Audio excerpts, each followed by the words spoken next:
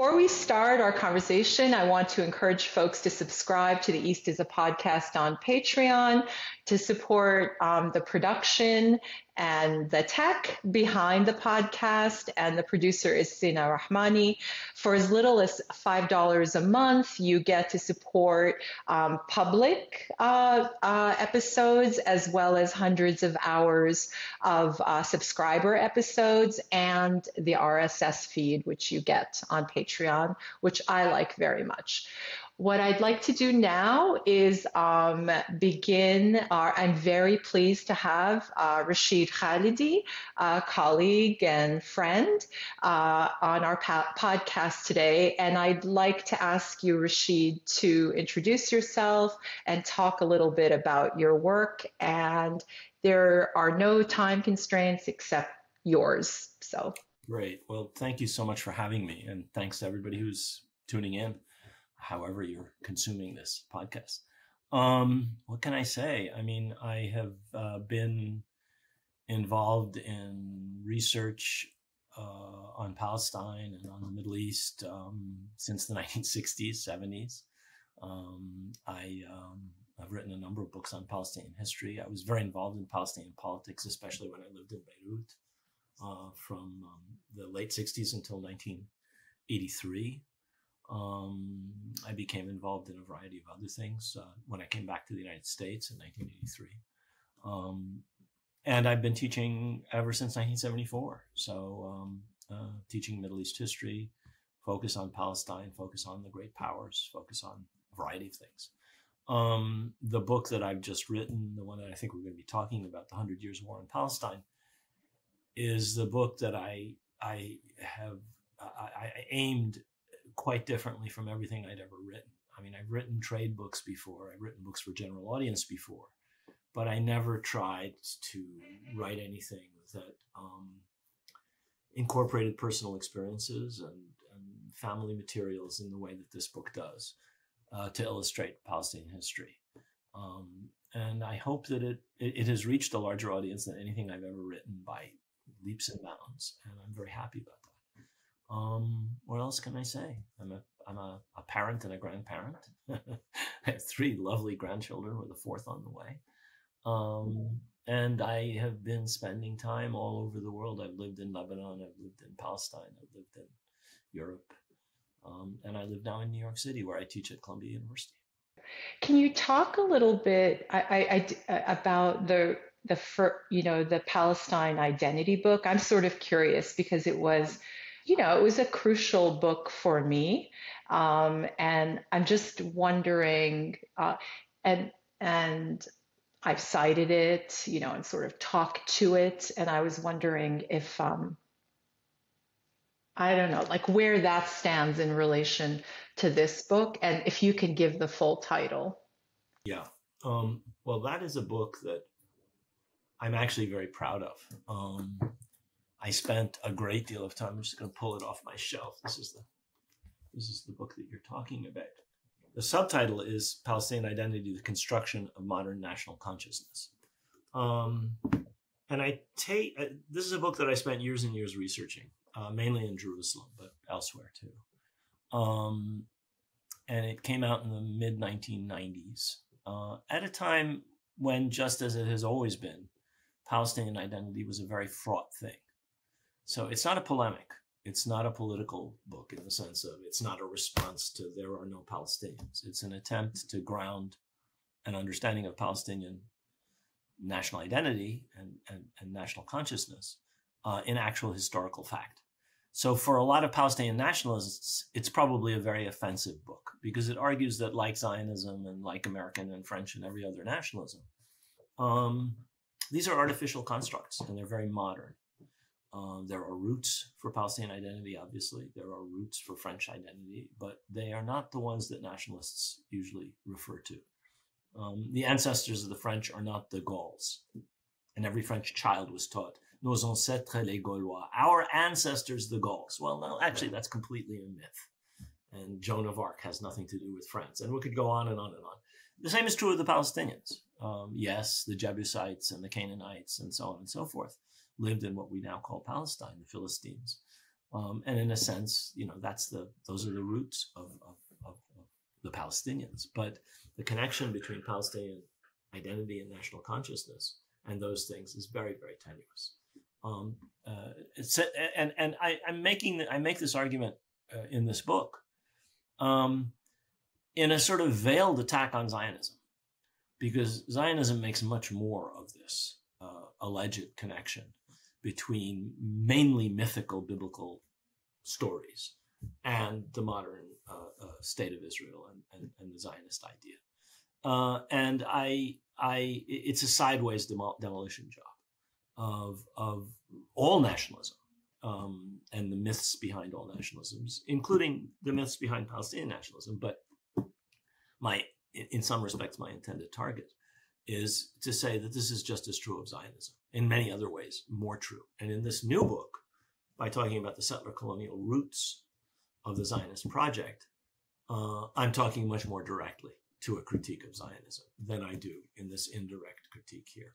The other thing about this book, Palestinian Identity, this 30-year-old book, is that it is, I attempt a meticulous account of how Palestinians became more and more conscious of their Palestinianness, if you want, which is not to say they weren't always conscious of it in a certain respect. I go back to the 18th century, and so how there was deep concern about foreign control of Palestine among Palestinians.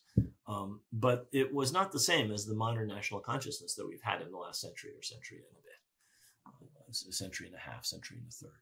And I try and show that in this book, which I still think stands the test of time. I mean, I think it still makes valid arguments. I wouldn't say that about everything I've written, but I certainly would say that about this book. And I think it's. I'm pleased to hear that I know you've used it. I've seen your citations of it, Frances. But I think people still refer to it because I think they still think it has value. Yeah. Yeah, maybe we can get into, I've been thinking about nationalism and sovereignty too, but exactly not in the kind of authenticist, ahistorical way that we would both criticize. And hopefully we can talk about that a little bit more. But what are other ways? And I keep referring to Fanon because I recently reread "Wretched of the Earth" in a book group, and really we did it over a few months. And this question of what is nationalism, and what is it not? What is Fanon using it to refer to? So, but I'm going to let my question kind of develop. So what I thought we could do now is jump into the current book, the latest book, The 100 Years War on Palestine. And if you can give an overview of its sort of structure and also who you imagined is the reading audience. And since you said it's gone, it's being widely read, I certainly read it. Do you have a sense of who is reading it as well? Right. Of all of the 8 books I've written, this is the one that I intended most for a general audience. I didn't write it for people like Frances, for experts, or historians, or scholars, or academics, or graduate students. I wrote it for people who don't know anything, or very little, or think they know things. And I really intended it to be a book that both would argue a thesis that counters many of the most pernicious myths about Palestine. And that's this argument about the thesis about settler colonialism, which is central to understanding everything that's happened in Palestine in the last 130, 40 years. If you don't understand that, you don't understand anything, is my view. And that was the central message of the book. But I meant it to reach a general audience, and I was strongly advised. My son and one other relative and my editor and my agent helped me a lot to shape the form and the style of this book so that a general reader could appreciate it. It's a complicated argument that I'm trying to make.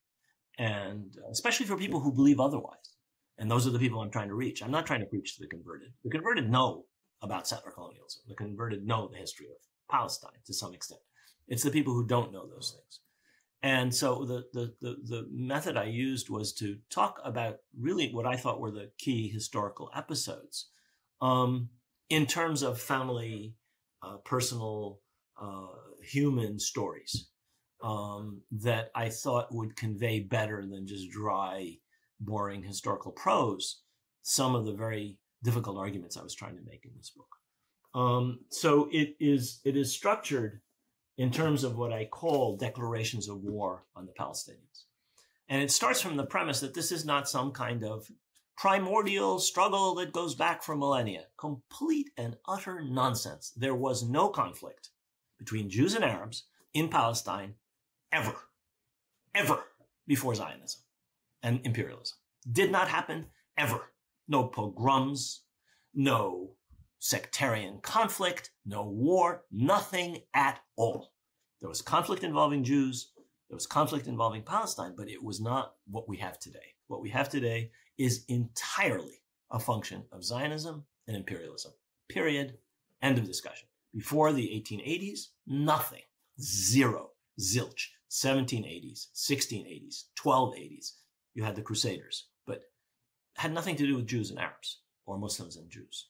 And that's one of the points I'm trying to make in this book. This is a new conflict engendered entirely by the rise of modern political Zionism and by British conquest and domination of the Middle East. Those are the two factors that created what we have today, the struggle that we have today. The second hard point, and so all of this nonsense about from time immemorial is an attempt to clothe this struggle in terms of Jewish victimhood. Oh, Jews have always been persecuted everywhere, always, including here. And this, what Israel does today, is just the latest episode of self-defense in this long, long chronicle of Jewish victimhood, including here. And that's not true. It's not true, at least about Palestine. Wherever else it may or may not be true. The other argument I'm making, through the title, The 100 Years' War on Palestine, this is not the Palestinians fighting the Jews or the Zionists. This was an attack on Palestine. This was an attempt to take over a country, transform it from Palestine into the land of Israel, an attempt that has been consistently, solidly, and enormously, substantially supported from outside. Israel doesn't get created without the British mandate. Israel doesn't get created without President Truman and the Soviets in 1948. Israel doesn't get created without British and French weapons with which they fight and win, crush the Arab armies in 56 and 67. Israel does not bestride the Middle East like a colossus today without unlimited American support. So the idea of tiny little puny Israel standing up against the Arab Goliath is in fact an actual inversion. The Palestinians are being attacked by a settler colonial movement backed by the greatest imperial powers of every age, whether it's Great Britain up until the end of its empire in World War II, or whether it's the United States, which takes over as the dominant global superpower during World War II, with assistance at different times from other external actors like the Soviets or the British or the French. And this is an essential part of the argument. Israel is not the only protagonist involved in this war on Palestine. There are multiple other protagonists, including Arab parties, including Arab governments, Arab countries that have connived with, collaborated with, assisted Israel in different ways, or attacked the Palestinians for their own reasons. So this is the second, another important argument I'm making in this book. This is not a struggle between two peoples. There happen now to be two peoples, but that's not what it is in essence. It is a war to take over a country from its indigenous population and transform it into a country controlled entirely by a minority, originally a minority, now still a minority actually, in the entirety of Palestine, that's come in from outside, has its own claims, tenuous or otherwise, but which is and has always been the dominant force because of external support. And I make that argument through a structure which involves what I call declarations of war. I describe the Balfour Declaration and the British Mandate as a declaration of war on the Palestinians, and I go through why that is the case. I describe, sorry, the UN partition resolution of 1947 and the Nakba that follows, Israel's conquest of most of Palestine, as a second declaration of war. And it's the partition resolution and before that, the Balfour Declaration and the Mandate that are the declarations of war. It's not Zionism that's declaring war. Zionism is engaged in a war of conquest, but the declarations are made by the British, by the League of Nations, by the Americans and the Soviets, and the United Nations in 1947. And I go through other episodes, which I've chosen in terms of this rubric of declarations of war on the Palestinians, right up to the wars that are continuing on Gaza and other parts of occupied Palestine today in 2023. So at various points in the book, in 100 Years War, you argue against Palestinian military resistance, sometimes on the basis of outcomes, like on page 47, about the Great Revolt of 36-39, which was led by the majority rural population, or when you refer to Iqbal Ahmed's argument in the 70s and 80s that armed struggle in Lebanon was ineffective and often counterproductive because it reinforced Zionist discourse of victimhood.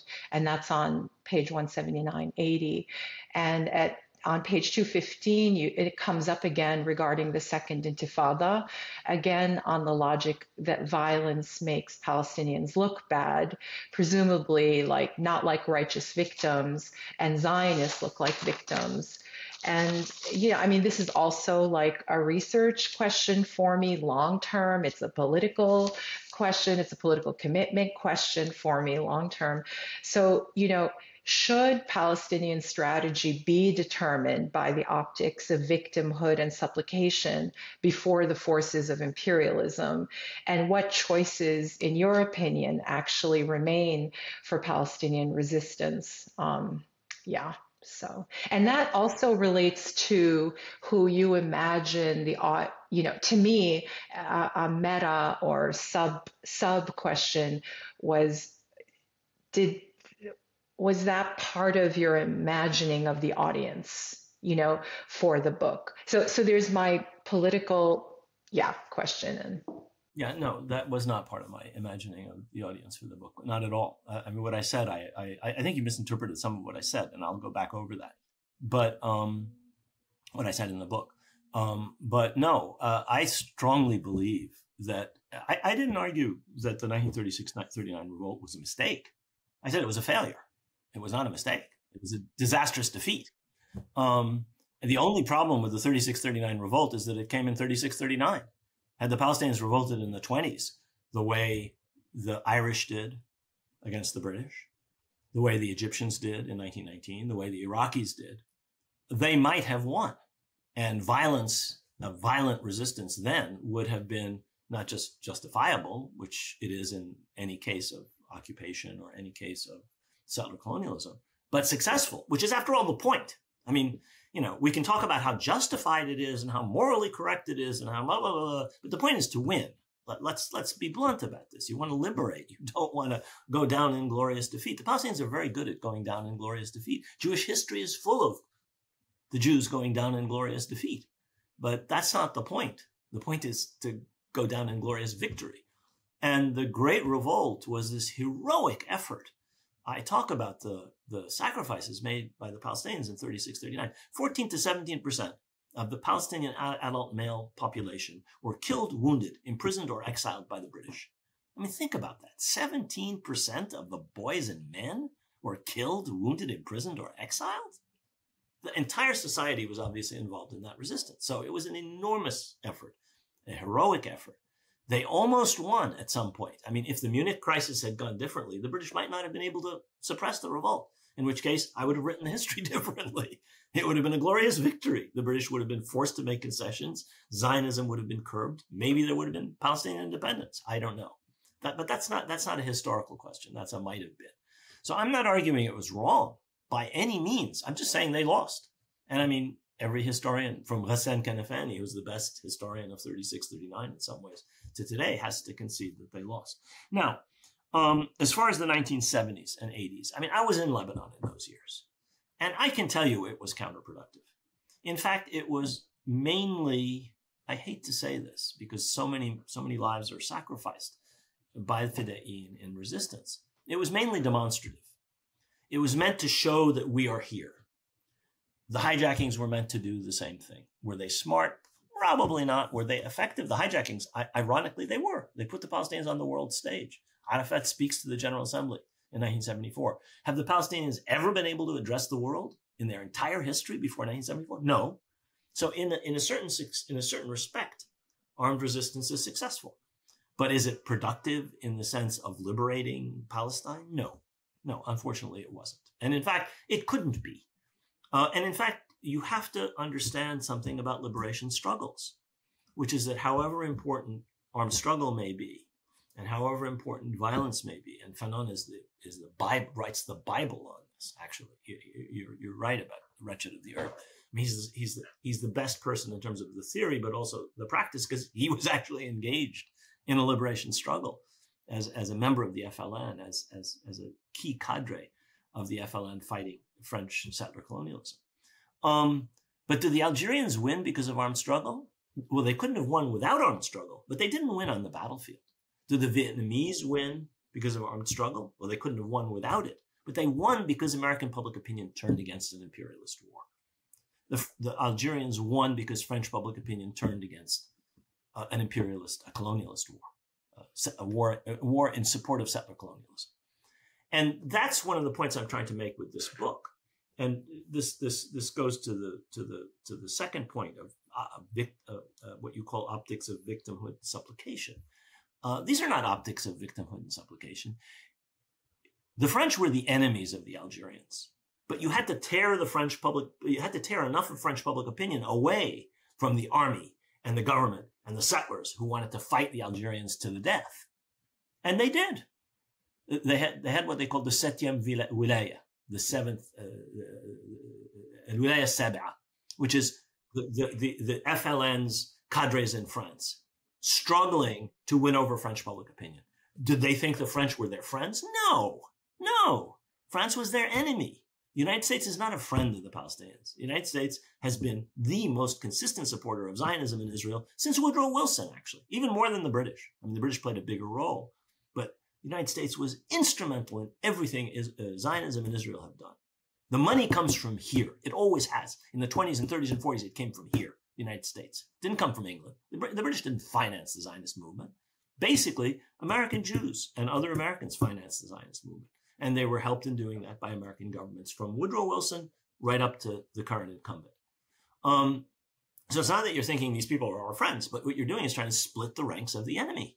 And that's what the Vietnamese successfully did in their war. And that's what the Algerians effectively, and that's what the Palestinians have completely failed to do. They're beginning to do it. Actually, I shouldn't say that. Up till this point, have completely failed to do.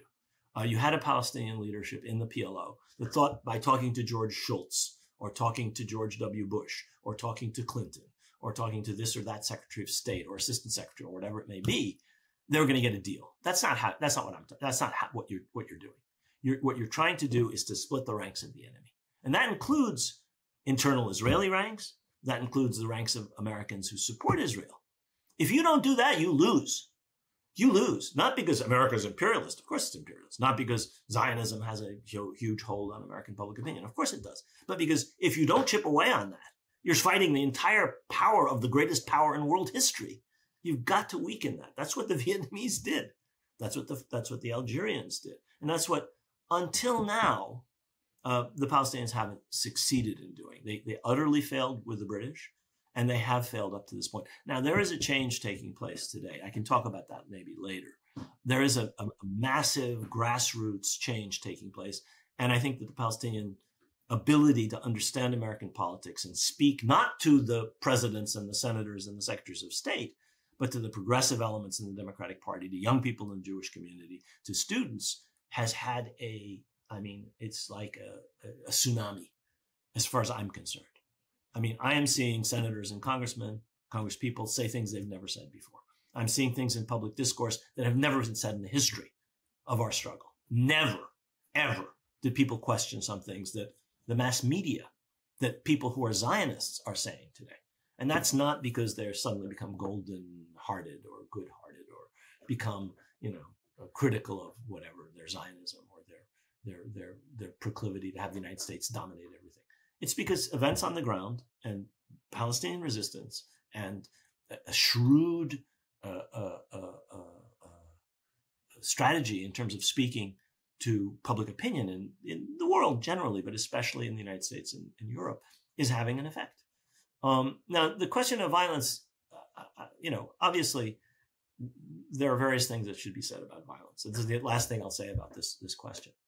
The first is, as Fanon tells us, the violence of the colonized is obviously legitimate. In international law, it's actually legitimate. It's not just Frantz Fanon, this theorist who died long ago. This is enshrined in international law. But if you want to use international law and not just moral justice, you have to accept the limitations of international law, which include discriminatory, using discrimination and targeting, including all kinds of things that are part of international law. You don't kill women and children, for example. Now, those rules are never applied, as Noor Ariqat has brilliantly argued in her book, Justice for Some. International law is always stacked in favor of the victors. So the terrorism, if you want to, I hate that term, but the violations of international law that are constant in Israeli practice are never called out. The murder of women and children, the constant, systematic, endless murder of Palestinian women and children by the hundreds yearly, that's never counted. Whereas every Israeli woman, every Israeli child who's killed by Palestinian resistance is lionized, idolized, raised up. There's obviously a double standard there. And that's not international law. That's bias. That's something entirely different. But if you want to go by international law, then there are limits to what your violence can do. But violence is legitimate in terms of resistance. An Israeli soldier in occupation of Palestinian territory is not sacrosanct in international law, any more than German soldiers in occupation of Norway or Belgium or France were sacrosanct. That international law we're talking about was actually largely created after World War II, but would have been sacrosanct in terms of international law. So violence within specific limits. The only question is, where is it wise? And I compare in the book the first and the second intifadas. The first intifada was largely, partly at least, nonviolent. Certainly the very limited use of weapons and very limited use of explosives. There was throwing of rocks. There was occasional I was there for part of it, actually. Yeah, I was there for 6 months. It was mainly a mass uprising, popular mass uprising, strikes, boycotts. Every means in the toolkit of resistance to occupation and to settler colonialism. And it was successful. Now, the PLO squandered those successes by its endless mistakes from the beginning of the Intifada through the Washington negotiations, through Oslo.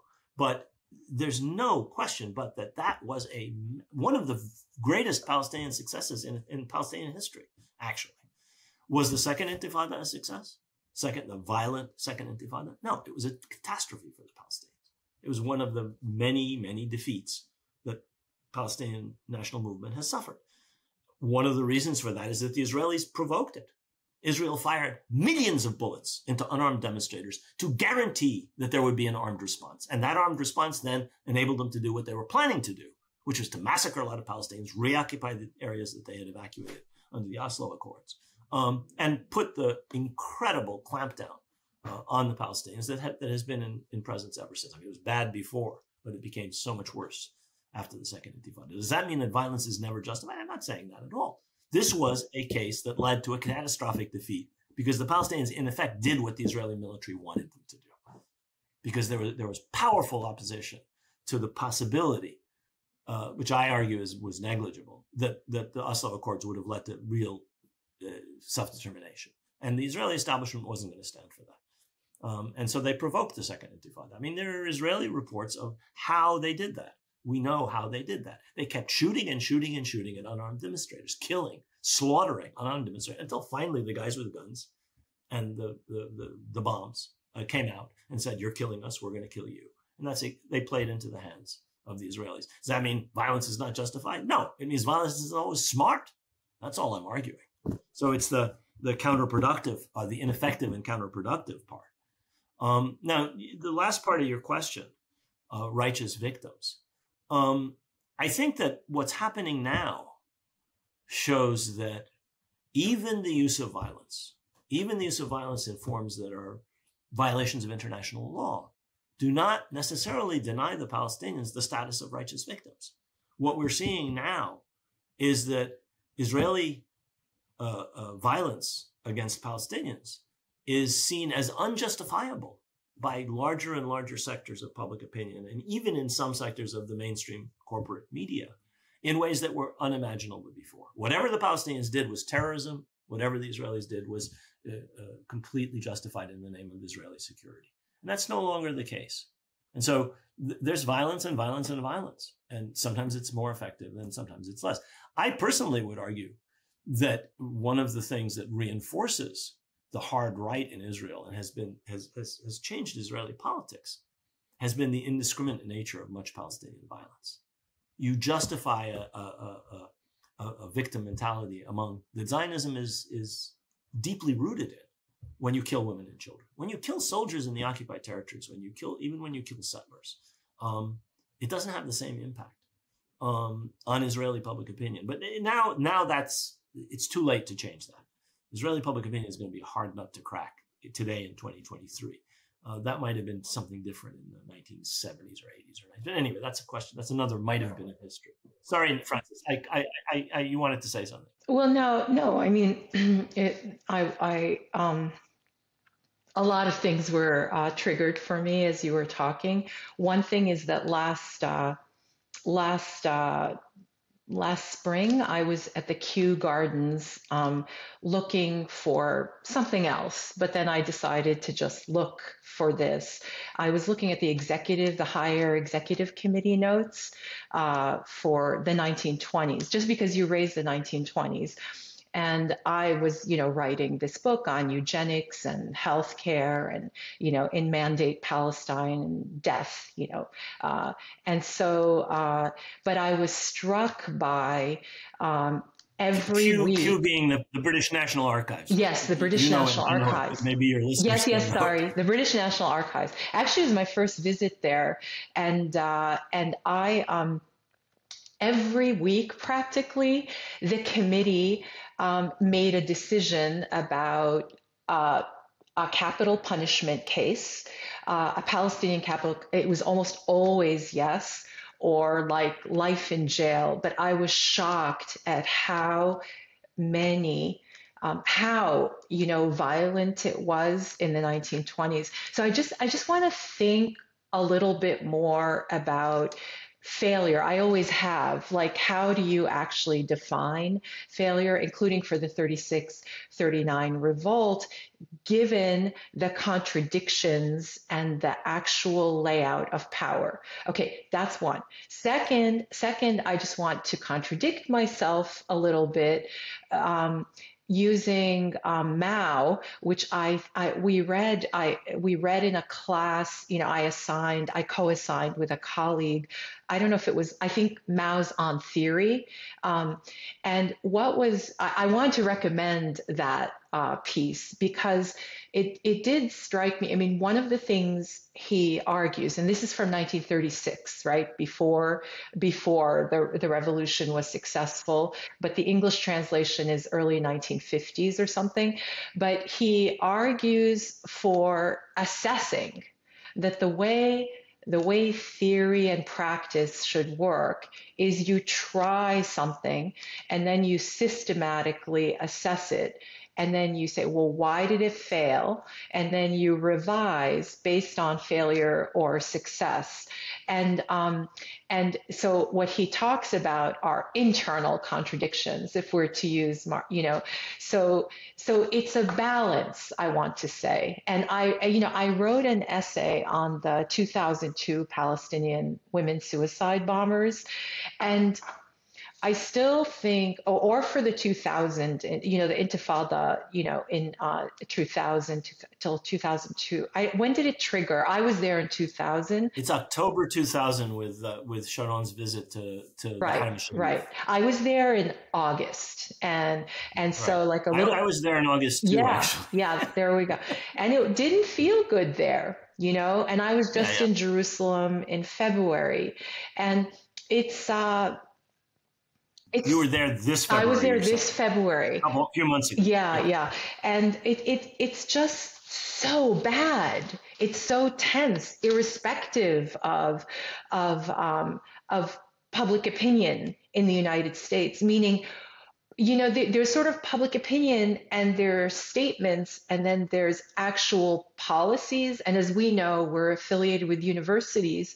There's a lot of stuff happening behind the scenes in terms of commitments and contracts and things that feel like it's like a double world where there are statements, there's BDS, and then there's what actually happens. But I just want to think about just a bit more critically and sympathetically about what failure looks like and what do we mean when we say the Palestinians. So I always do think about the people who were being assassinated in Jerusalem, you know, in the 1920s for their resistance. And you run into a lot of wonderful writing, wonderful analysis all over Palestine by Palestinians, analysis of electricity, analysis of water. And so it's not like there wasn't this organized intellectual resistance. And then just one point on Fanon, exactly. Fanon is very much like the violence. I mean, violence is necessary, but resistance and struggle is not only that. And he has a lot of critiques. He has a lot of critiques for the intellectuals, for the upper classes, the upper class nationalists, for the city folks in relation to the rural folks. And I have the benefit of having recently read it. But yeah, so I just wanted to raise those, you know, comments and points and see what you thought. I mean, you bring up a whole lot of really interesting issues. It's funny. You were in Jerusalem in just before the Intifada and the second Intifada, and so was I. And I came back and I was saying this to everybody. This place is going to blow. It was so obvious in the fall, I was probably late summer, early fall, just before Sharon's visit. And I felt the same way. I was in Jerusalem in March of this year, and I felt the same way. More in Jerusalem actually than in Ramallah. Actually, Ramallah is not going to blow, but Jerusalem and other parts of Palestine, oh boy, things are very hot. So I think your sense is exactly the sense that I had. I think that Mao is right about internal contradictions, and somebody who was reading Mao in the 60s was Ghassan Kanafani. And he wrote this incredibly perceptive essay, which has been it's available online, actually, in English, in a reasonably good translation, about the 36-39 revolt. And he says it failed because of internal contradictions. And what happened in the 20s and what happened in the 30s was a result of a division between an elite that was out to lunch, that wanted to suck up to the British, that thought that it could win independence just by making concessions to the British, and an intellectual and a popular sense that, no, you had to fight these people, that ultimately led to the 36-39 revolt against the wishes of the leadership. Just as the first Intifada took off irrespective of the PLO leadership. People just did it. And that's what happened in 36-39. And they did it in spite of, in both cases, the fact that the leadership would never have taken such a decision. On the contrary, they were put there by the British to prevent violence. I mean, I talk in an earlier book of mine called The Iron Cage about how the Mufti is put in office after he meets with the British High Commissioner, Sir Herbert Samuel, who says, "Are you going to control your people?" "Yes, sir, I will. Then I'll make you Mufti." And that's what he did until 36-39, when the people swept the ground out from under him, and suddenly he becomes a resistance figure. Ghasban annu, as we say in Arabic. And by the way, you know, as you know, Samuel was on that committee. Of course he was. Of course he was. A leading Zionist. The last thing I want to say, in response to, again, a very good point you make based on what Fanon says about resistance not only being violent, violence. I'm looking a lot at Ireland. I spent some time in Ireland over the last several years, and I'm beginning to work on parallels between Ireland and Palestine, settler colonialism, the British, many parallels. And it's just, I'm at the early stages of thinking about this. But one of the things that strikes me about Ireland is that in spite of the internal contradictions, the Irish managed to pull it together and use this whole panoply of tactics and methods, only one of which is violence. They use boycott. Boycott is an Irish term. It's something that the Irish engaged in against the British because a guy named Captain Boycott was the agent for some Lord somebody, I forget his name, and was oppressing the peasants. And so the peasants boycotted him. And it became a tactic that the Irish used. And today we have BDS. That's an Irish tactic. It then goes to the American South. It goes to South Africa. It goes to India, Gandhi, blah, blah, blah. But it's an Irish. The word is from Ireland. The idea is from Ireland. And it's one of multiple means that the Irish used. They used parliamentary means. The Irish elected people to the Westminster Parliament who left Westminster, came to Dublin, proclaimed themselves the Dáil, the Irish Parliament, and rejected British. They said, we're going to just set up our own republic. Screw you. They were elected in British elections in Ireland and left Westminster and went to Ireland and formed the Dáil. That's the origin of the Irish Parliament today in 2023. Goes back to that decision in 1919, I think it was. And one of a whole range of tactics that the Irish used, including extremely effective violence. I mean, they don't just, ambush British patrols or shoot up police stations, take them over and take the weapons. They assassinated the top 10 British intelligence officers in Dublin on one Sunday morning. I mean, not just violence or resistance, but effective, intelligent, strategic violence. That's what's lacking. The Vietnamese were really good at effective, strategic, thought out military resistance. The Algerians, somewhat less so. The Palestinians, I hate to say this, I don't think we've reached anything like those levels, nor do we appreciate the fact that, there was a period when the PLO was obsessively about kifah musallah, armed struggle. That's the only means. Anything else is treason. Well, that's stupid and ahistorical. There are multiple means, of which violence is only one, and it has to be intelligent. I mean, you kill women and children, you're not really helping your cause very much. I hate to say it. It's illegal, it's immoral, but it's also politically stupid. And I could go on and on about this, but I think that you really raise a very good point when you say resistance is not only violence. There are multiple forms. And the First Intifada is a perfect example of it. One of the most successful resistance efforts in Palestinian history. So thank you, Rashid. So just I have so much to say, but I don't want to take up all of our time. But you talk about lack of Arab knowledge. I mean, it's related to some of what we've talked about so far of the workings of the U.S. political system as kind of an obstacle to Palestinian aspirations in comparison to the Zionist movement around page 70, 71. But, as we know, the Zionist movement was supported by the Jewish upper classes and Jewish organizations in a number of countries. And I deal with that in my latest book. I mean, it's kind of amazing how much, New Zealanders, Australians, basically in the white settler colonial countries, even more than like London, but also London and New York and Philadelphia, Canada.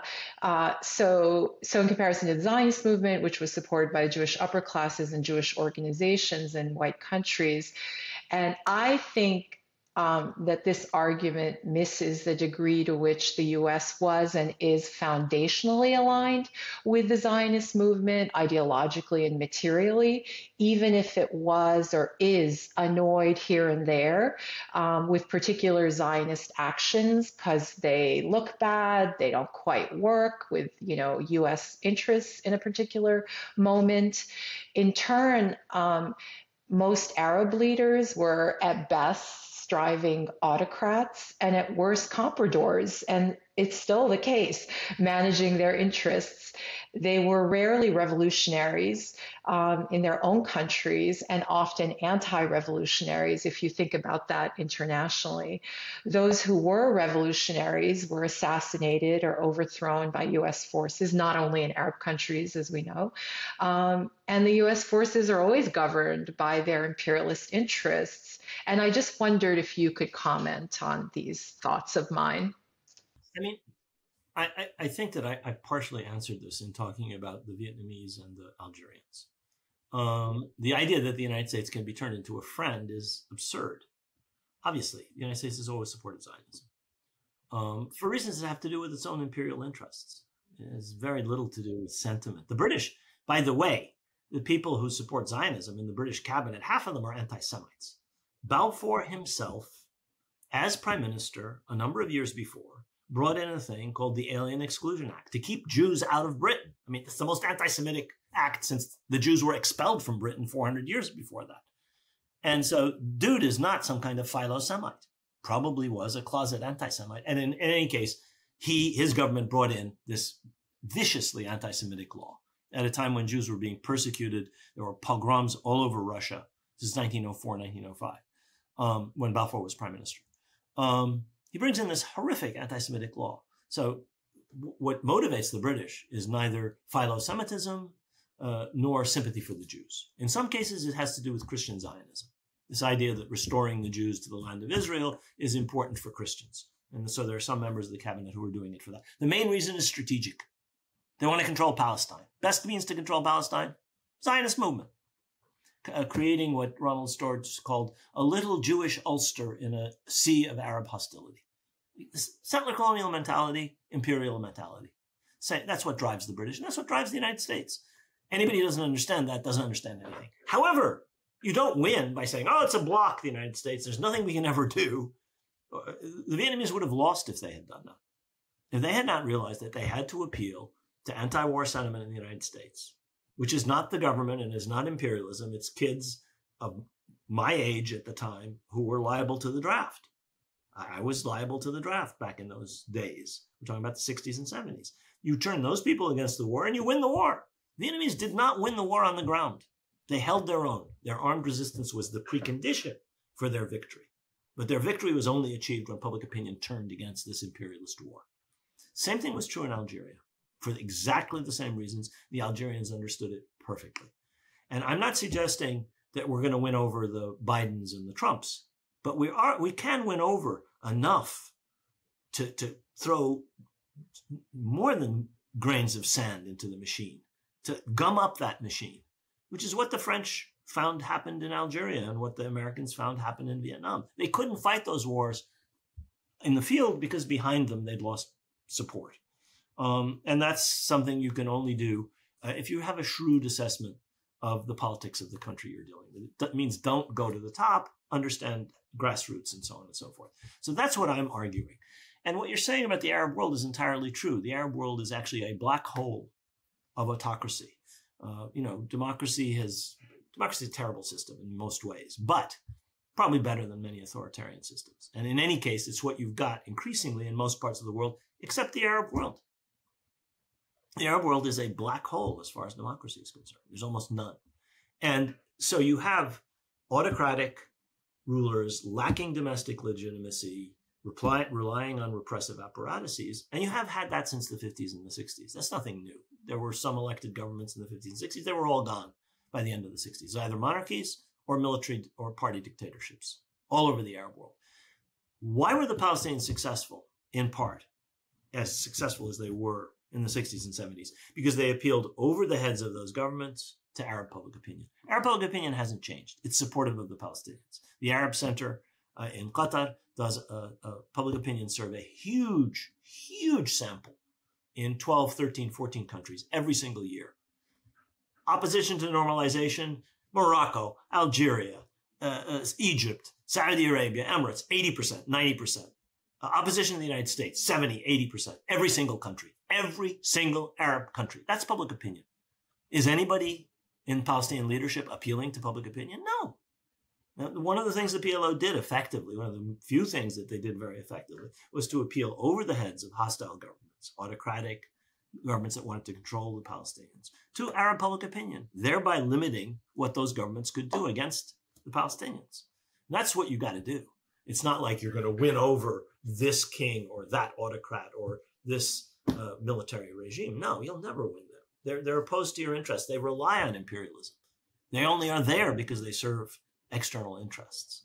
But you do have public opinion in these countries, even if you don't have democracy. And I think that's really the point here. Ultimately, the Palestinians have to understand themselves as being aligned with a movement for democracy in the Arab world. And while that may be far off or not, that's another issue. That public opinion is important. It's one of the things that's preventing the Saudi monarchy from normalizing with Israel. It's a country of 20 odd million people, most of whom don't want to normalize with Israel.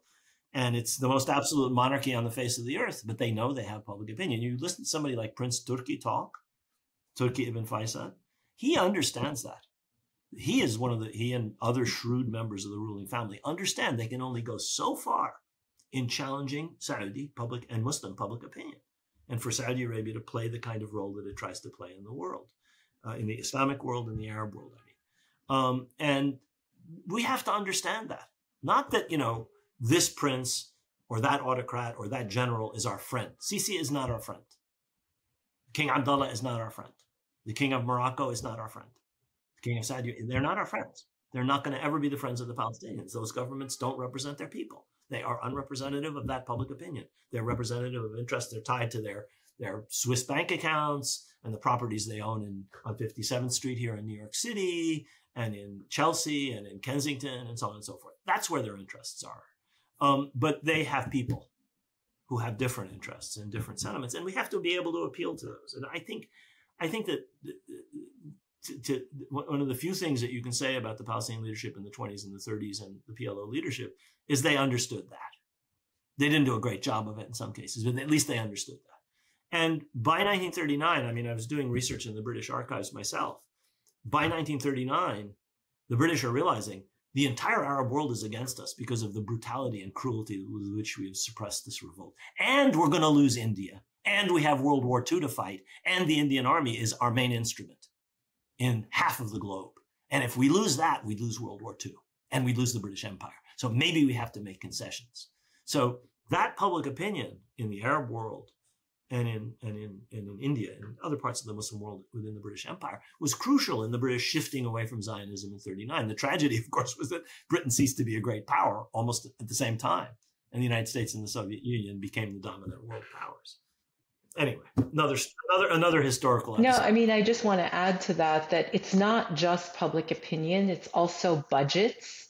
And I definitely saw that in the archives, how much it's, who's going to pay? Because a lot of these, I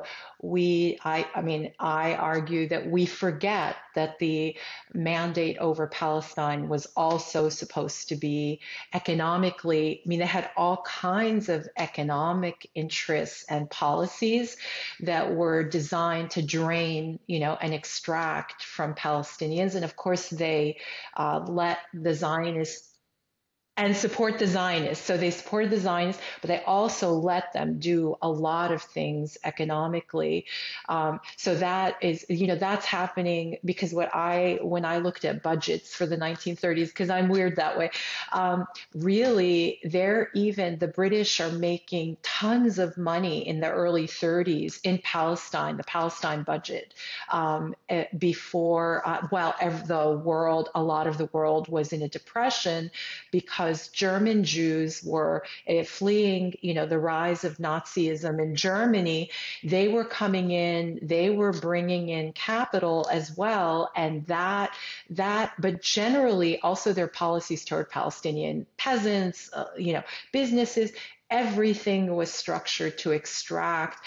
And 36, from what I remember, is the first year they're in the red.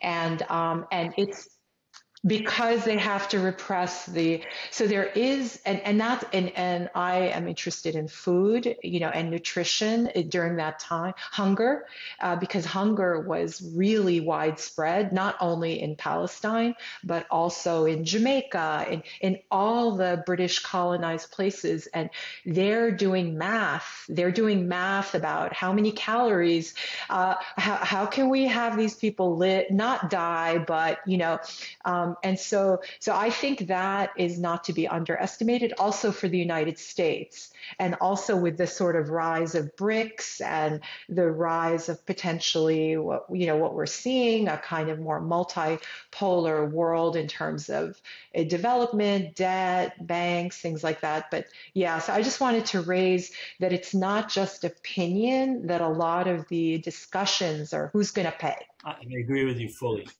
I can give you a perfect example of it too, in looking at the Irish example and understanding why the Irish defeat the British in 1921-22. One of the reasons is budgetary. The British are fighting against the Soviets. The British are occupying parts of Germany. The British are putting down this great Indian upheaval starting in 1919 with the Amritsar massacre. The British are putting down, are trying to control Turkey. They're occupying large parts of the former Ottoman Empire. They're occupying Iran. They're occupying Iraq, and there's a revolt. They're occupying Egypt, and there's a revolt. And then the Irish rise up. They cannot afford. Their soldiers don't want to fight because they fought in World War I and they're fed up. The ones who haven't succumbed to PTSD and lost limbs and been gassed. They don't want to fight, and they don't have the troops, and they don't have the money. It's a budgetary issue as much as it's a military issue. They cannot win on all these fronts. They make concessions to the Iraqis, they make concessions to the Egyptians, and the Irish actually beat them. And they beat them both for military reasons and because they play the political game in London, but also because the British just don't have the money. They just don't have the money to sustain 12 or 8 or 10, however you count them, incredibly expensive military operations all over the globe. They just cannot do it. And so you're absolutely right. The money is crucial. Budgets are crucial to understanding some of these things. And I would argue the overextension of American military power is something that, given the military industrial complex determines outcomes in this country to a very large extent. But the imperial overreach and the cost of it sometimes even forces them to curtail their ambitions. It didn't enough in Afghanistan or in Iraq or quickly enough, but eventually they said, what are we pouring these trillions of dollars into these deep holes that you never can fill with money, and against resistance you can never suppress? It was partly money, but mainly it was resistance, but it was partly money. Anyway, it's just so interesting. So I wanted to talk about the USSR a little bit, because at various points in the 100 Years' War, you mentioned the USSR in relation to the Palestinians, the Zionist movement, Israel, and later Palestinian resistance movements. And I found notable, there were things I learned, by the way, in this book, even though you didn't write it for people like me. I thought there were a lot of empirical theoretical gems, that even if you're a scholar of Palestine, you would find interesting. I found notable in your analysis on the Cold War period, where you discuss the USSR's support for the PLO and the Arab bloc and Kissinger's what you called great efforts to weaken, unquote, these links. And that man is still alive, man. I don't know. The world is just not just. So you talk about these efforts to, weaken the links by Kissinger, starting with Egypt, and we know how that worked out. Would you elaborate on your perceptions of the USSR's role and contradictions regarding the Palestinians? So I'm just talking about the USSR, as well as then developments over the last 30 years with the fall of the Soviet Union and what is clearly the rise of Russia and China and geopolitics. And I realize there's a lot of moving parts, and we're living in the middle of a lot of moving parts geopolitically, which I'm tracking a lot. But I wonder if you have a sense of whether some configuration or another is more likely to benefit the Palestinian people. And I would add there that I noticed yesterday, or I read, that the BRICS decided to allow Ethiopia. Okay, that's great. But I can't remember which other 5 countries into BRICS. Yeah, but Egypt, the 3, Iran, Saudi Arabia, Argentina, 6 countries. But the 3, Egypt, UAE, and Saudi, Like that's great. And Iran, yeah, but I'm kind of for Iran being included, but I worry about, I don't know, what does it mean, given what we know about Egypt, KSA, and UAE. But anyway, I'm kind of getting off track, but still, like we can talk about all that. So USSR, Russia, and then like what we're seeing right now. Right. Well, let me begin by saying I don't think the Soviet Union at any instant in time had the interests of the Palestinian people at heart. Purely self-interest drove and a perception of what their strategic interests were, which, by the way, is what drives the policy of most countries, the United States included. However, the rivalry between the United States and the Soviet Union for a period enabled a number of Arab countries and the PLO to balance the almost absolute dominance of the United States in the post-World War II era to a limited extent. Now, I think we always have to understand that the Cold War was never an equal struggle. The United States produced 50% of world GDP in 1945. It was a colossus. It was the only economic power standing. The Soviet Union had been devastated by the war. Germany didn't exist industrially. Japan didn't exist industrially. The Germans, the Nazis, had looted much of Europe's capital. They'd stole whole factories, as well as the laborers, to fuel their war economy. The world was flat, and the United States dominated absolutely. The fact that the Soviet Union had the largest land army in the world at the time made them look as if they were as powerful. And the fact that they developed atomic weapons starting in 1949 and then hydrogen weapons starting in the early 1950s meant that they appeared to be equal to the United States in some respects. They never were, actually. And it's important to understand that. Nevertheless, the United States had a rival, a real rival, a serious rival. They weren't equal, but they were a rival, especially around the limits of the territory that they controlled. So the Soviet Union barely could affect events in the Western Hemisphere. They managed in Cuba, and that's the only place. They barely could affect events in most of Africa. But on their periphery, including the Middle East, they had enormous influence. Why? Because they had this vast army, and because people there had to worry about the Russians or consider the Russians in a way that they didn't have to do in Morocco or in Mozambique or in wherever for most of the Cold War. And that could be played to the advantage of various countries in various places, including Middle Eastern countries. So the Arab countries received weapons from the Soviet Union, with which they fought a number of wars, one of which was semi-successful, the 1973 war. The PLO received support from the Soviets, not because the Soviets loved the brown eyes of Yasser Arafat, but because it was strategically advantageous to them to do that. Now, that era doesn't end when the Berlin Wall falls or when the Soviet Union breaks up in 1989, 1991. It really ends in the late 70s, early 80s. Once the Americans win Egypt with Sadat, it's over. American hegemony is almost absolute in the Middle East. They already have Turkey. They already have Israel. They had Iran for a while. They had Saudi Arabia. They got Egypt. End of discussion. Middle East becomes an American lake. The Soviets are still there, but they're infinitely weaker than they were at any time before. I will never forget a meeting that we had at the Institute for Palestine Studies on the eve of the 1980 war, 82 invasion, Israel's invasion of Lebanon, when Yevgeny Primakov came to talk to a bunch of researchers. I later learned he said the same thing to the PLO leadership. And he said, we can't protect you in Lebanon. We're too weak. We can't protect the progressive Lebanese forces. We can't protect the PLO. We don't know if we can protect the Syrian regime. The Israelis are coming. They're going to invade. They're going to do this, that, and the other. And don't look at us. So by 1982, the Soviet Union is a non-factor, really. Now, it still continued for another 9 or 10 or 8 years. But for the period up till that point, from the 40s until the late 70s, early 80s, the Soviet Union enabled a certain degree of balancing with the United States. Now, Kissinger understood this. Kissinger, whatever you may think of him, war criminal, whatever, he's a brilliant fellow. He understood. The key to all of this is winning Egypt away. He forced Golda Meir and the Israeli government to give back Sinai. He forced them into the disengagement agreements. People say, the United States never makes Israel do anything. When American interests dictate that it is important to sell several $billion of weapons to Saudi Arabia, screw the Israelis. When American interests dictate that Egypt is more important than Israel, screw Israeli interests. You can read Kissinger's memoirs, or you can read every book on 73, or you can go to the Foreign Relations of the United States, which has a fat collection of documents on this.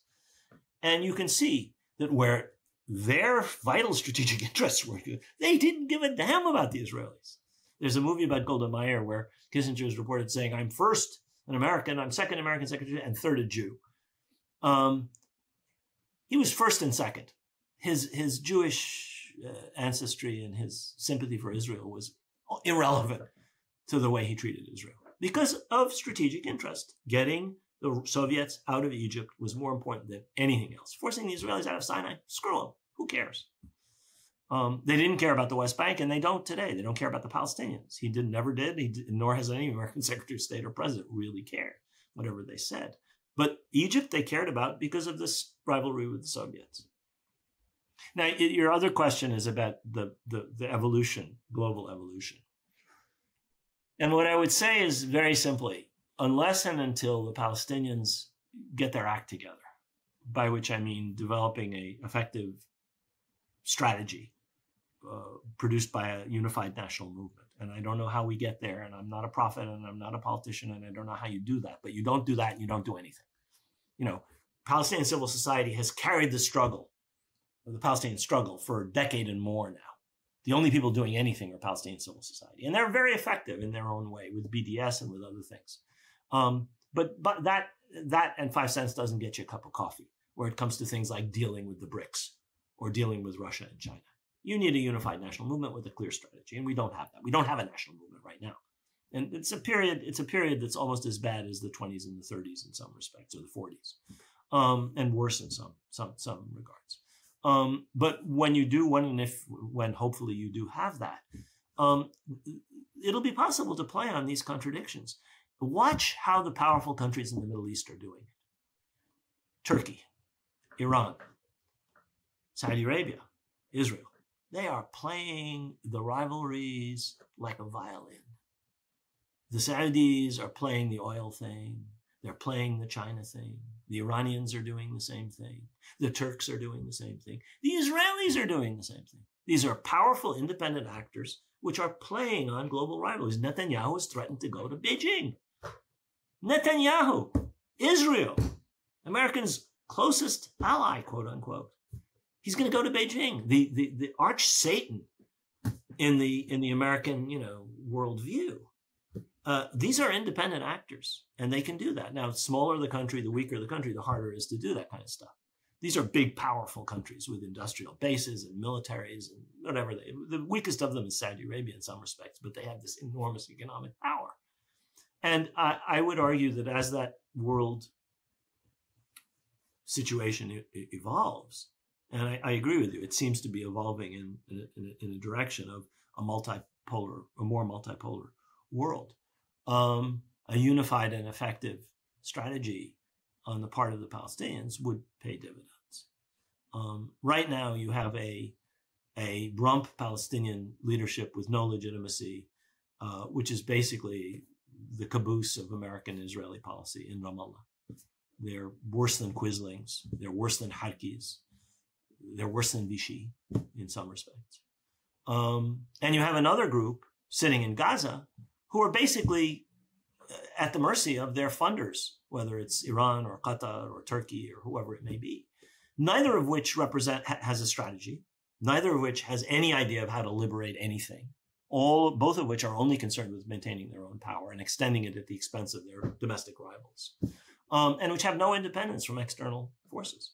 And it's a great struggle for a small people like the Palestinians to achieve a measure of independence. It's real easy for Turkey. Turkey's a big country. Turkey's a powerful, rich country compared to, Palestine or Lebanon or Tunisia or whatever, or Iran or Saudi Arabia, or even Egypt has played that role and could play it again in the future. It's harder for the Palestinians. But if you have a unified sense of what you want to do, and you're not beholden to the people in Washington or the people in Tel Aviv or the people in Qatar or in Tehran or whatever, you actually have a chance of playing those contradictions, as the PLO, to their credit, did relatively effectively, I think, for a couple of decades, in a different world, obviously. So just jumping to a different topic, in for a bit. In 2018, when I was living in Amman, I came to a talk that you gave about Jordan, Israel, and Palestine, and I don't remember a lot about that talk. But I remember certain things. I remember, you know how you leave with something, and the piece that stood out for me that actually I thought was really important is that you talked about the campaign of the Saudi government to take control of the Islamic courts and Waqf properties in Jerusalem and more widely in Palestine, with the support of the racist Zionist entity, of course. And I just want to say that, I have family in Palestine. I'm partly Palestinian. I go to Palestine a lot. And I mean, there's things that people may not understand, like in the old city, if which is really suffering, the businesses are really suffering, the small shop owners, but a lot of them only stay in business because the little store is Waqf. It's like multiple generations of family Waqf. And yeah. So they basically would be and that's true for Christian, it's true for every denomination. Yeah, كله. And even like شارع Nablus, near Bab al-Amud, that there's a lot of yes, Salah ad-Din and the other one, there's a lot of foreign kind of Christian properties, and so in a heartbeat, Israel would take that, and I believe, and I think you believed then, that the Israelis wanted the Saudis to do it because they believed that it would give them more carte blanche, and I know that it would have an impact on Sharia. It would have other kinds of impact on courts, marriage law, things like that I'm interested in. So I was just wondering what you know about what's happening and what you think and things like that. Yeah. I mean, this is a really important and under appreciated topic, the one you just raised. It's really, really important. The Jordanian Awqaf al-Ammi, the general Awqaf, is run from Amman through an individual in Jerusalem by the Jordanian intelligence service. We have had great, extensive attempts to deal with them. And every time that I'm talking about our family Awqaf, every time they've obstructed what we've tried to do, we've tried to go back to Amman, and whether the royal family, whether the minister of Awqaf, whether the crown prince, whether the mufti, none of these people have any influence over the way in which the Awqaf are run. They're run by the Jordanian deep state, which is the intelligence service. King Abdullah once unwisely said to, what's his name? The guy who's the editor of the Goldberg, the editor of the Atlantic, I don't control my own intelligence service. I can't see how any ruler would admit something like that. But anyway, he said it to him, and Goldberg printed it. And it's true. The king, the royal family, the government, the Islamic legal system has no control over the Awqaf. The Awqaf is controlled, the Awqaf al-Ammi, the general Awqaf, not the family private Awqaf. The general is controlled by the intelligence service. And that means that, on the one hand, there's a certain degree of protection for those properties. And that's a good thing. On the other hand, it means that they're not always run in the best interest of the Palestinians. The Saudis were being pushed by the Israelis, and being pushed by an impulsion of Al Saud, the Saudi royal family, which has always been historically hostile to the Hashemites, to take over, to become the custodians of the holy places. In other words, to take the place that Jordan got in its treaty with Israel. which the Israelis, as they do with all treaties, have trampled all over, violated systematically, torn to shreds, never respected. Every time Netanyahu makes a statement, what he says is actually in direct contradiction of the letter of the treaty. But the Israelis don't care. They've never respected a treaty since the country was established. Another issue. They think that the Saudis would be more pliable because the Jordanians have public opinion. They have a majority Palestinian population. Now, it's an autocracy with rigged elections and the most incredible gerrymandering on the face of the earth, but they have public opinion, and they cannot ignore it. So do the Saudis, but it's at a distance. Palestinian public opinion in Jordan is, a substantial problem for the regime. And so the Israelis think, well, the Saudis don't care, and we can therefore do whatever we want.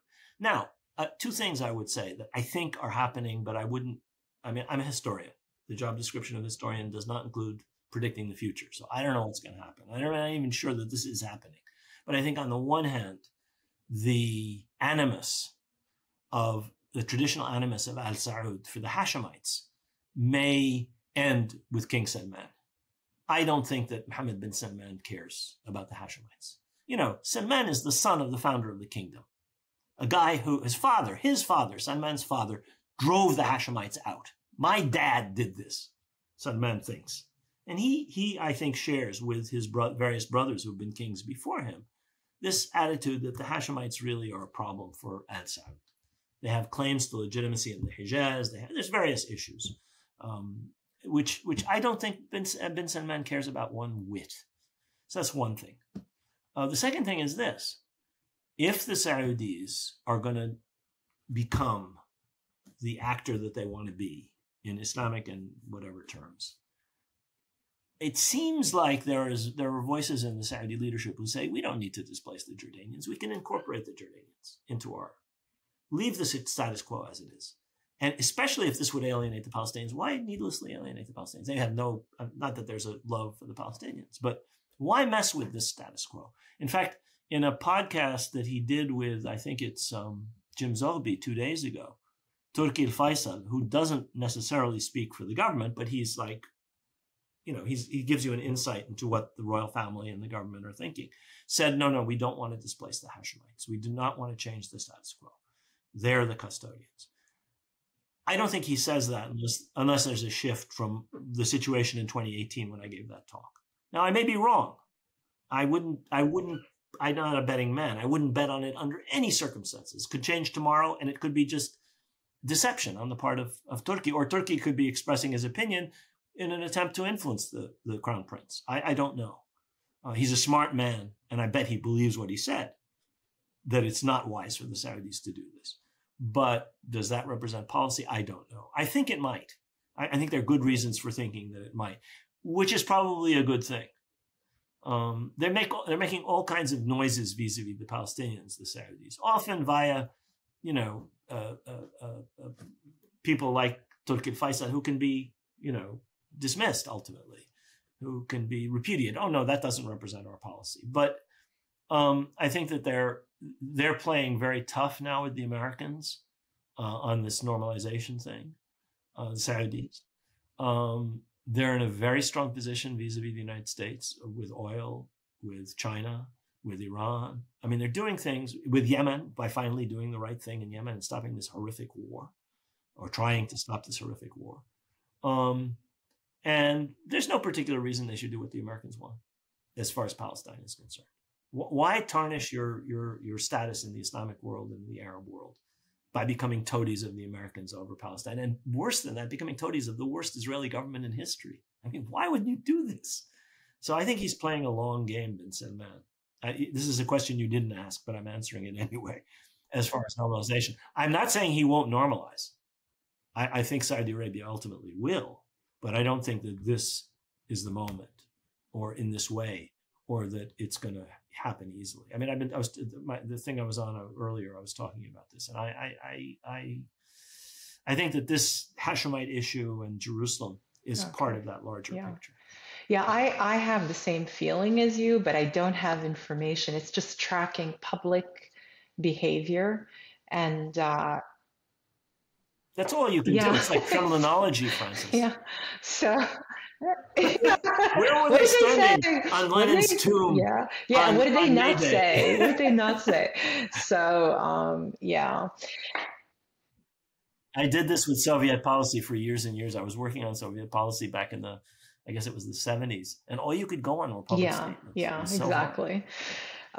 So at various points, you argue that Jewish Israelis are a people in the sense of a nation, which flows into an argument for like a two-state solution based on Resolution 242. And not, Not oh, okay. necessarily. Okay, first, No, not I necessarily. don't think No, you no, said, I don't think never you have. I have. said it. I don't remember. Okay, correct me first before I finish. Well, I mean, my argument is very simple. It is that if we believe in the settler colonial paradigm, I mean, if people really take it seriously, and it's not just a stupid slogan that we throw out to insult Zionists, if we actually understand it, then we have to understand that settler colonial projects can produce national entities. I mean, the United States exists. It's a national entity at the expense of the indigenous population of North America. Canada exists in the same way. New Zealand and Australia exist in the same way. The Boers were a people. Now, that settler colonial situation developed quite differently to the other four I'm talking about. But in all of those cases, the fact that these were settler colonial projects does not negate that the settler colonial population ultimately developed into a national body, a people. You like it or you don't like it. If you accept the paradigm, over time, that is a possibility. And I think it's happened in the case of Israel. Now, does that mean they're entitled to national self-determination at our expense? No. Does it mean they're entitled to national self-determination in our country? Not necessarily. Is there any possibility of a two-state solution today? I think almost none at all. So saying that there are people means you have to figure out a way to, what's the word I'm looking for, dismantle the settler colonial structures and leave Israelis and Palestinians living in a framework that yet to be devised. Again, I don't know how to predict the future. I can tell you that Israel has done so much to destroy the possibility of a two-state solution, if it ever existed, that it is not in the books. But is there an Israeli people now? Probably yes. Yes. There's an American people and a Canadian people and a South African people, Boer people, or at least, let's say, stick with Canada, Australia, New Zealand, and the United States. Those four are settler colonial projects. Thoroughly successful, much less successful than the Algerian one, much less successful than the Boer one. The Israeli one is fairly successful. Now, they've failed to do what was done in North America and Australasia, which is to decimate the existing population. We still are a majority in Palestine. They've kicked out wave after wave of Palestinians. We're still a majority. Palestinians still are a majority in historic Palestine. So in that sense, it's a failure. But in other senses, it's a success as a settler colonial project. Now, what does that mean? Does that mean you accept settler colonial hegemony? Absolutely not. Does it mean you accept settler colonial structures? Absolutely not. Do I accept the treatment of Native Americans in the United States? Absolutely not. But I don't think I honestly don't think the Lenape are going to take back Manhattan. I do think that the Palestinians are strong enough ultimately to force a situation where, with the proper circumstances, where settler colonial structures can be dismantled and some modus vivendi between what have become two peoples is possible. I don't know how, I don't know when, I don't know where, I don't have a formula. I do know that it'll ultimately be one in which so many of the structures that exist now would have to be dismantled. I mean, the systematic, discriminatory, racist, colonizing nature of the Israeli state, that has to change. You can't live with that. There's no way you could have lived with that even in a two-state solution. There's a logic to Zionism. There's a bulldozer-like progression to it, and that has to be reversed. And I don't see that happening terribly soon, though I must say the last couple of years, it seems closer than it did 20 or 30 years ago, 10 or 15 years ago. I see contradictions developing within Israel and over its own very settler colonial dynamic and logic, even though most Israelis don't want to think about that, which weren't there 20 or 10 years ago. And that gives me a little bit of hope over time, as well as the changes that are taking place in the United States and to some extent in Europe, where the Israelis are not getting away with their hasbara and their nonsense. People just don't believe them. They're systematic liars, and lying liars ultimately are going to be exposed. And they weren't for a century, but they are being now. And you can't get away with that any longer. I mean, you see that in treatment of Palestinian violence. You see that in treatment of Israeli violence. You see that in treatment of settlements. You see that in a variety of respects. And these things are not going to change anything tomorrow, but they're harbingers of change over time. I don't see anything in Palestinian history or society that's ever been exclusivist, erasing peoples or zero sum culturally or in terms of religion. But I do think about like questions of land and people, like just thinking about what recently happened in Hawaii and the way that there is something to land back. And with Palestinians, there are also a lot of refugees, and especially, again, here's where class really matters. If, I was recently in a family village that's not far from Beqa, the refugee camp, and that is now, it's still, I've done field work in Beqa, including for this book, and there's so much suffering, class suffering, and now, the refugee camps, UNRWA basically is constantly on edge in terms of budget. And I was in that refugee camp, I was told the instructions are all new money goes to Syrian refugee camp. I believe them completely. A lot of the funders are saying, okay, you have Syrian refugees, the money should go to Syrian refugees. So between the states that are, whether it's Lebanon or Jordan, their policies toward their refugees and the refugee camps, or the UNRWA, the other funders, there's a lot of suffering. So when I say refugees or land back, I'm talking about people for whom this is really important to resolve. So just going the Hawaii question, I want to kind of think more deeply about what is Jewish, Israelis as a people mean in terms of refugees and land back and water and things like that. So what is the kind of sovereignty? And I'm not saying you and I are going to solve it or we have to have the right answer, but it does seem core, the question of land and water, and it would be particularly so for those who just don't have less resources, let's say. Right. It's and that's one of the sad things about a legalistic attitude toward the refugee question, because if you take a legalistic attitude towards the refugee question, you talk about UN General Assembly Resolution 194, which talks about return, which is fine, but it also talks about compensation. So what about the people who never had anything? What compensation do they get? So your big industrialists, your big merchants, your big landowners get compensation for their land. Your small landowners get compensation for or get their land back, whatever the case may be. I'm just talking some idealistic future. But what about the people who've suffered the most and sacrificed the most and had the least? And that's really a problem with this legalistic approach to the right of return that's based on 194. I'm not arguing against 194, but it's one of the kinds of problems with law. Well, law is based on property. Law is based on the capitalist status quo. And if you look at the refugee camps in Lebanon and the refugee camps, the destroyed refugee camps in Syria, and the refugee camps in the occupied territory in Palestine and in Jordan, These are the people who have the least and will probably get the least compensation. I don't have an answer to that question. It's a great question. I don't have an answer to it.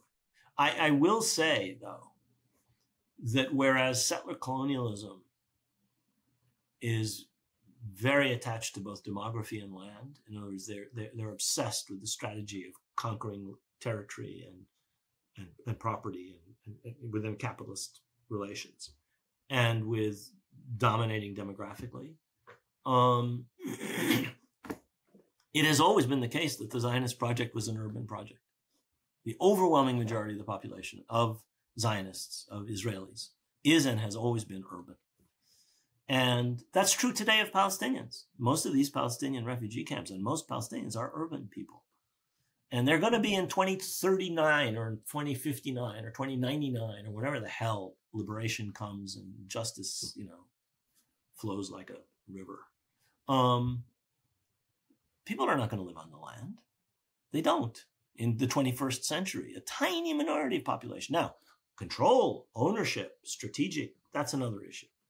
But people are going to live in towns and cities in Palestine in the future of justice and equality and so on. And so I think it's a strategic question, and it's a moral question. My grandfather's house. Why should anybody own my grandfather's house? It belonged to my grandfather.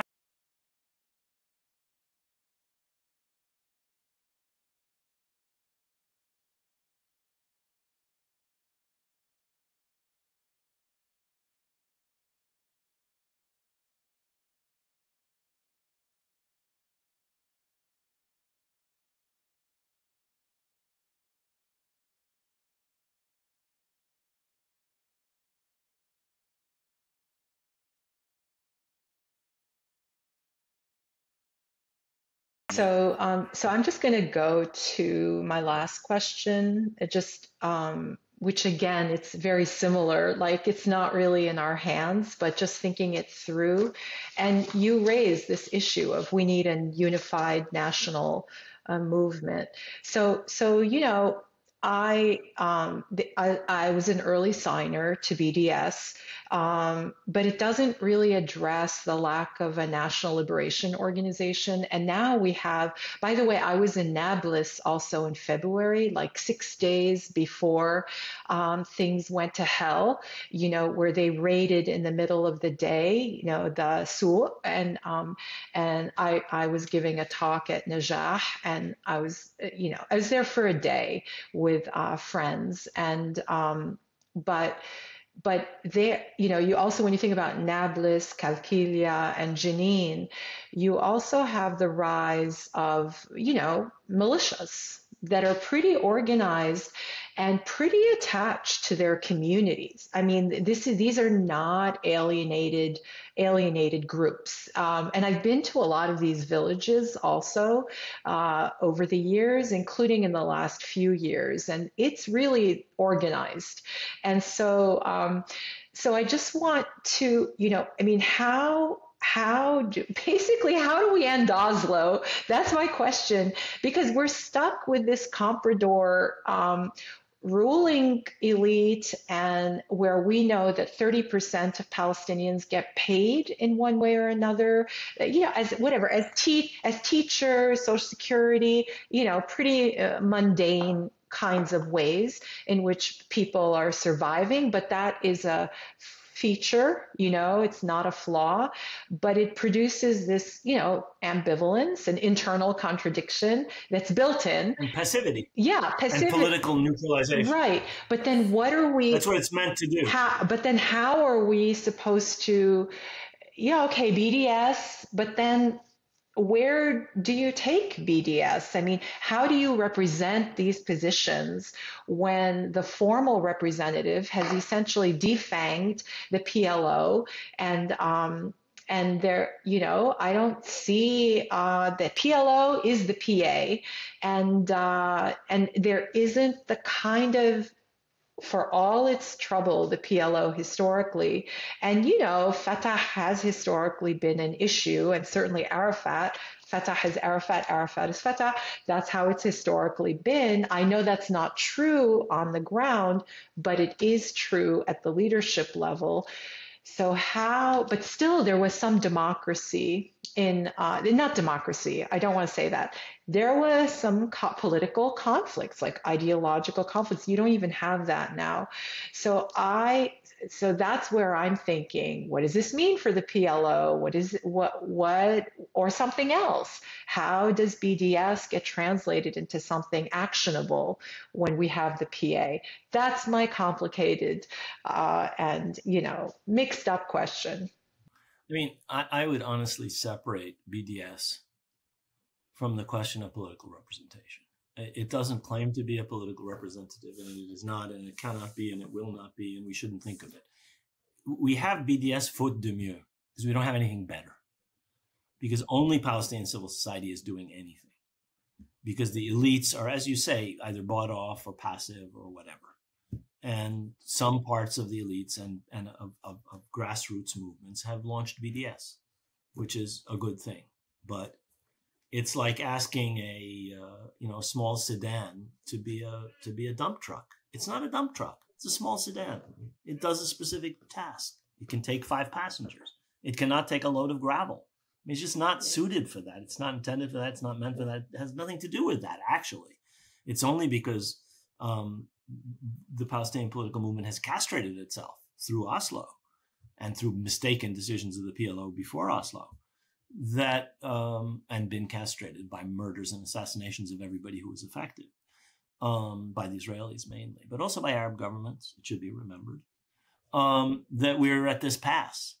So first of all, I would just put aside the whole issue of BDS. It's a great tactic. It has a lot of effect, much less in some respects than we think, and more in some others that we probably don't realize. But that's not important. It's the only game in town, but that doesn't mean it's the game we need. The game that we need is a unified strategy of a revived national movement. Unified, revised national movement. And we don't have that now. Now, how do we get to that? I don't know. And I think you yourself just now pointed out some of the main obstacles to that. I would add external control. You mentioned the core thing, which is what they've done is they've bought off passivity. Both Hamas in Gaza and especially the Sulta, the PA in Ramallah. But I would point out it's not working. It's not working in the northern parts, especially of the West Bank, and also in Riha, Jericho, and some parts of the Khalid area, Hebron area. Because public opinion has shifted. The elites haven't. The people who have mortgages and homes and nice cars, they haven't shifted, most of them. But public opinion has shifted and supports armed resistance. Now, I don't personally think that at the current stage of armed resistance, it's more than a severe irritant to the Israelis. You know, the day that we reach the level that Michael Collins' boys did on that Sunday in Dublin, where they knocked off 10 British intelligence officers, and they have that kind of intelligence. And it's not the Israelis whose intelligence tells them everybody to kill, which is what's happening now. Everybody who is effective as an organizer, everybody who is a serious commander is a target of drones now, of this massive intelligence effort. And they're on the run. Now, they have popular support, exactly as you said, in the villages, in the cities, in the towns. But the Israelis have overlaid a matrix of control in the West Bank, a network of collaborators, such that effective, successful armed resistance is difficult. Nevertheless, it's going to continue. Whether I like it or you like it or it does what we want or not, it's going to continue. Because what the Israelis are doing is so intolerable to an entire generation, or more than one generation of Palestinians, that they're just going to continue to rise up. And every month shows that that's true. Last year, this year, the tide just keeps rising. It's not something anybody's controlling. It's not controlled by organizations. It's not controlled by external funders, even though organizations and some external support are playing a part. But that in and of itself, by and of itself, doesn't give you a unified national movement. It just gives you the grit in the machine, a lot of grit. Israel is really having problems dealing with this, I'll point out something else they're having problems dealing with, which is their control over the Palestinians who live inside Israel. their control over the Palestinians who live inside Israel has been maintained by the same intelligence matrix through which they control the West Bank. Collaborators, Shabak. The Shin Bet has tentacles all through Palestinian society. It has since 1948. It had before 1948. Hillel Cohen has a whole book on collaborators in the 30s. So it goes way the hell back, 100 years maybe back. And their problem is it's out of control now. The gangs that are ravaging Palestinian society inside Israel are agents of the Shabak. Their weapons are coming from the army, from the border guards, from Israeli arsenals, and from the Israeli intelligence services. They're allowed to operate because they serve as agents of the Shabak, either to control Palestinian society or as collaborators, or because they're former members of the Israeli military. You know, they're Bedouins, or they're Druze, or they're other Palestinians who've served in the Israeli military, have their own guns and have access to guns. This is the Israeli matrix of control getting out of their control inside Israel, Palestinian citizens of the state of Israel. They have a different problem in the occupied territories and a different problem in Gaza, but everywhere the system is breaking down. I'm not saying that's going to liberate Palestine. I'm just saying. Well, maybe it'll help. Well, I mean, who knows? You know, you might develop to the level of the IRA, Michael Cullen's IRA. You might. It could happen. We never did that. I have to say this. In all the years I was in Beirut, I never saw the PLO rise to a level of competence that it was able to fight as effectively as the Vietnamese. It was partly because we didn't have the base areas. It was partly because the leadership had deep failings. I mean, there are multiple reasons. It's partly because they were doing this for demonstrative effect. I mean, the 1st of January, 1965, it was an attempt to signal something to the Arab governments. You know, if you're a guerrilla movement and if you're a resistance movement, you're trying to really affect the battlefield situation. That never was their objective. They never were that good. I hate to say this. I mean, it's painful. I know people who died, were killed. I walked in these people's funerals in some cases. But you have to tell the truth about it. We never reached that level of competence, the Palestinians. And I'm watching this development inside, especially the northern parts of the West Bank. We'll see. There's nothing the Israelis seem to have been able to do to stop it, which is really interesting, because there have been upsurges of this kind of violence in the past. I'm not talking about the Second Intifada. I'm talking about since the occupation in '67. And they've always succeeded in mastering it. And it's going from bad to worse from their perspective. But I think that you need more than just BDS. And I think you need more than just armed resistance. You need a multi-pronged strategy. The way the Irish did it, the way the Vietnamese did it, the way the Algerians did it. You got to have real diplomacy, by which I don't mean toting up to and sucking up to the Americans or the filthy, disgusting, corrupt, undemocratic Arab regimes. I mean, people who have the interests of the Palestinians at heart and are in a strong, unified position and can play one country off against another. You have to have the kind of things that the Irish did, boycotts and strikes and demonstrate, which is very hard. The Israelis have learned from the British. The British basically taught them everything they know about counterinsurgency. One of the things I'm working on is the way in which the Irish example was translated by the British, not just to British repression in Palestine, but transmitted to the Israelis. Everything the Israeli army learned, they learned from the British. Everything. They say it themselves. Read Yigal Allon's history of the Israeli army. Read Zev Schiff's history of the Israeli army. They devote pages and pages to what the British taught them.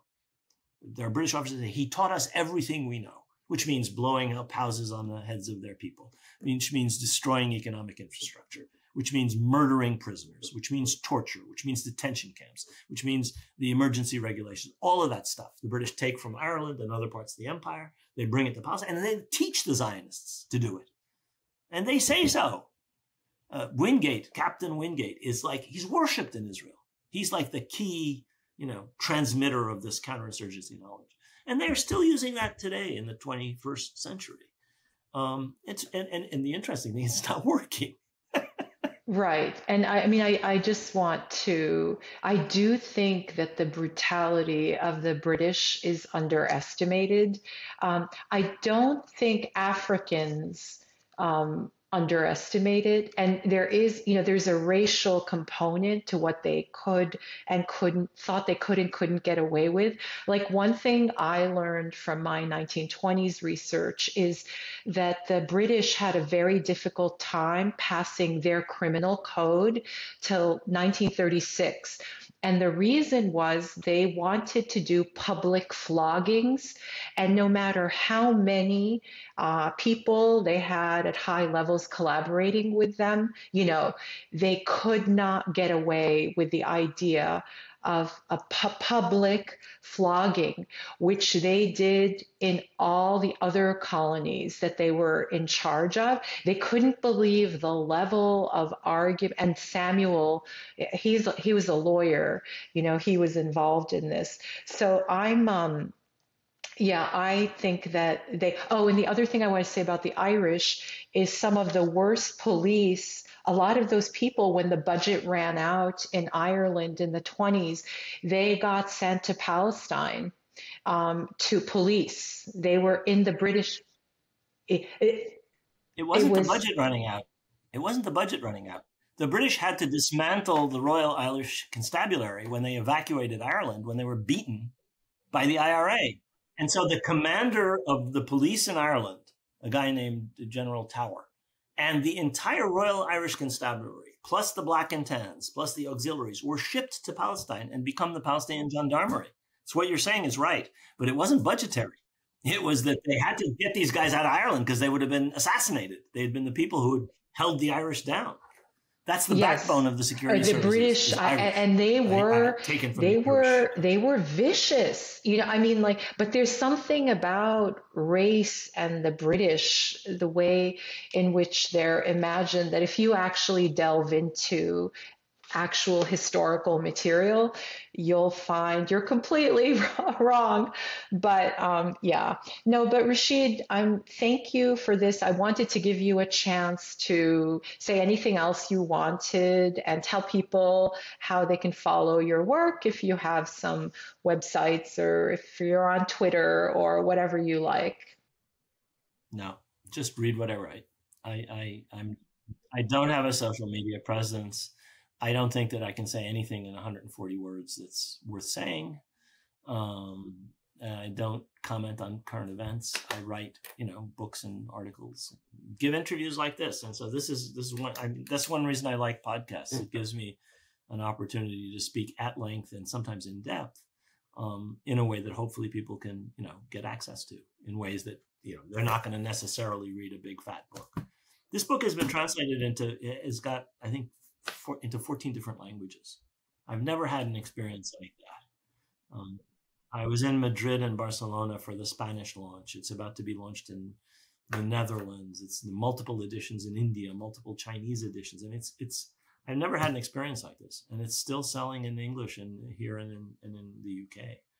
So I don't expect most people in the world to want to read a 200 and something page book, but yeah, I mean, I want to say that it is worth it. And I'm glad we had this conversation. And I find these conversations about books motivate me to, put a book on my list and read it.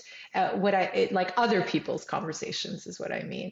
So, because there is something about, books, it does take time and it does take commitment, but it's worth it. So, but I thank you, and I'm sure we'll be in touch.